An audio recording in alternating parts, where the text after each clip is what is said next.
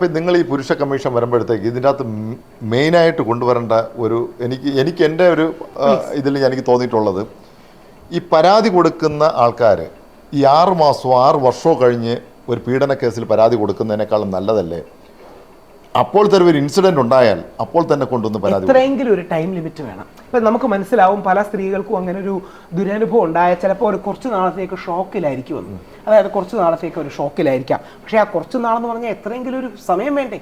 ജിതേന്ദ്ര എന്ന് പറയുന്ന ഹിന്ദി സിനിമാ നടനെതിരെ ഇതേപോലെ മീറ്റു പരാതി വന്നു. പരാതി എന്ന് പറഞ്ഞാൽ 48 വർഷം മുമ്പ് ജിതേന്ദ്രൻ എന്നെ മീറ്റു ചെയ്തു എന്നാണ്. ഹിമാചൽ പ്രദേശ് കോടതി എന്നിട്ട് പരാതി തൂക്കിയെടുത്ത് വെളിയിൽ കളഞ്ഞു. ഹിമാചൽ പ്രദേശ് കോടതി പറഞ്ഞു ഇത് അബ്സർഡാണ്. 48 വർഷം മുമ്പ് ഒരു പരാതി വന്നു എന്ന് പറഞ്ഞാൽ എങ്ങനെ തെളിയിക്കുകയോ തെളിയിക്കാതിരിക്കുകയോ ചെയ്യും?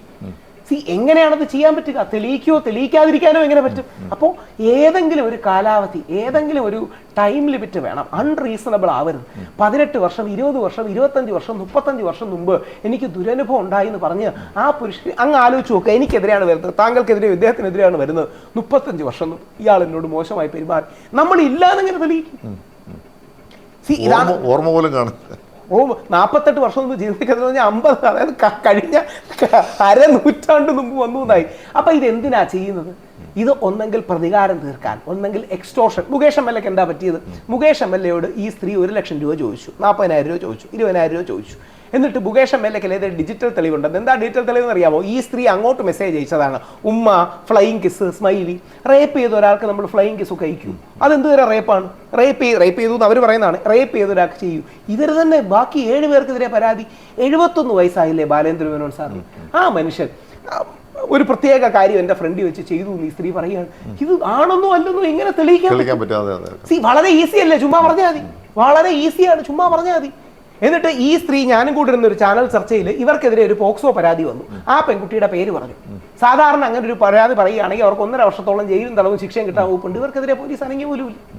അപ്പോൾ ഈ പുരുഷ കമ്മീഷൻ തുടങ്ങുമ്പോഴത്തേക്ക് സ്വാഭാവികമായിട്ടും സ്ത്രീ സമൂഹം മൊത്തം അങ്ങേക്കെതിരായിട്ട് നിൽക്കും. നേരെ തിരിച്ചാണ്. ഇതിൽ എല്ലാ സോഷ്യൽ മീഡിയയിലെ കമന്റ്സും എടുത്ത് നോക്കിയാൽ 90% സ്ത്രീകളും, കാര്യം അവർ ഈ വിഷയത്തിന്റെ ഗ്രാവിറ്റി മനസ്സിലാക്കുന്നുണ്ട്. അവരുടെ അച്ഛനും അവരുടെ സഹോദരനും അവരുടെ ഭർത്താവും അവരുടെ മകനുമാണ് ഇതിൽ കൊടുക്കപ്പെടുന്നത്. ഏറ്റവും കൂടുതൽ ആൾക്കാർ അങ്ങനെ പോസിറ്റീവായി നമ്മളെ സപ്പോർട്ട് ചെയ്യുന്നത് കാണുന്നത് എനിക്ക് ഏറ്റവും സന്തോഷമാണ്. ഒരുപാട് അമ്മമാർ വിളിച്ച് സപ്പോർട്ട് ചെയ്യുന്നത് കാണാൻ സന്തോഷമാണ്. 90% നല്ല സ്ത്രീകൾ ഞങ്ങളോടൊപ്പമാണ്. 10% തീവ്ര ഫെമിനിസ്റ്റുകൾ കാണും. അവരുടെ നിലപാടിനൊക്കെ ബഹുമാനിക്കുന്നു, അവരോട് യോജിപ്പില്ല. അതുകൊണ്ട് അവർക്കെതിരെ തന്നെയാണ് നമ്മുടെ ഫൈറ്റ്. അതുകൊണ്ട് സ്ത്രീകൾ വലിയ അനുകൂലമാണ്. ഞാൻ മഹാത്മാ ന്യൂസിനോട് ഒരു റിക്വസ്റ്റ് വെക്കുക, അങ്ങയുടെ ചാനലിൽ യൂട്യൂബിൽ പോള് പോലത്തെ കാര്യങ്ങളുണ്ടല്ലോ, പോൾ ഈസിയാണ്, 1 രൂപ പോലും നമുക്ക് ചിലവില്ല.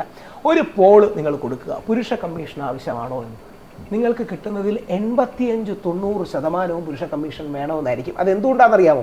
അവർക്ക് ഈ നിയമത്തിന്റെ ആഴങ്ങൾ മനസ്സിലാക്കിയിട്ടോ ഭരണഘടന പഠിച്ചിട്ടോ അല്ല, ജീവിതത്തിലെ ദുരനുഭവങ്ങളിൽ നിന്ന് അവർ പഠിച്ച. ഈ പുതിയ ടെക്നോളജിയുടെ ഭാഗമാണോ ഈ ഇപ്പോഴത്തെ യുവതലമുറയുടെ? ഇപ്പം ഞാൻ ഇവിടുന്ന് പല സ്ഥലങ്ങളിലും, തിരുവനന്തപുരത്ത് നിന്നും പത്തനംതിട്ടയിൽ നിന്നും കൊല്ലത്തു നിന്നും ഈ കാസർഗോഡ് നിന്നും ഈ റൂറൽ ഏരിയയിൽ നിന്ന് പെൺകുട്ടികളെല്ലാം ഈ സിറ്റി മേഖലയിലോട്ട് വരുമ്പോഴത്തേക്ക് ഇപ്പോഴത്തെ ഈ പെൺകുട്ടികളുടെ ആറ്റിറ്റ്യൂഡ് തന്നെ മാറി എന്ന് വേണമെന്നുണ്ട്. ഇപ്പോൾ പുതിയ ടെക്നോളജിയുടെ ഭാഗമായി മൊബൈൽ 5G അങ്ങനെ വന്ന് ഇപ്പം മൊബൈലെല്ലാം കിട്ടുന്നുണ്ട്. ഇപ്പം ബെസ്റ്റി അങ്ങനെയൊക്കെ ഓപ്ഷൻസ്, വേറെ നാനോ ബെസ്റ്റിയൊക്കെ ആയി അങ്ങനെ പോകുന്നൊരു ഓപ്ഷനിലേക്ക് പോകണം. ഇപ്പം ഈ പുരുഷ കമ്മീഷൻ വരുന്നതിനനുസരിച്ച് മറുഭാഗത്ത് ഇതിനെല്ലാം വിച്ഛേദിച്ചുകൊണ്ടൊരു യുവതലമുറ വേറൊരു ലഹരിക്കും വേറൊരു സിസ്റ്റം കൊണ്ടുവരുന്ന യുവതലമുറയ്ക്ക് എല്ലാ കാലഘട്ടത്തിലും ചേഞ്ച് ഉണ്ടാകാം. പക്ഷേ കാലം എത്ര കഴിഞ്ഞാലും അച്ഛനെ അളിയാന്ന് വിളിക്കില്ലല്ലോ. കാലം എത്ര കഴിഞ്ഞാലും അമ്മയെന്നല്ലേ വിളിക്കുകയുള്ളൂ, വേറെ മാറില്ലല്ലോ.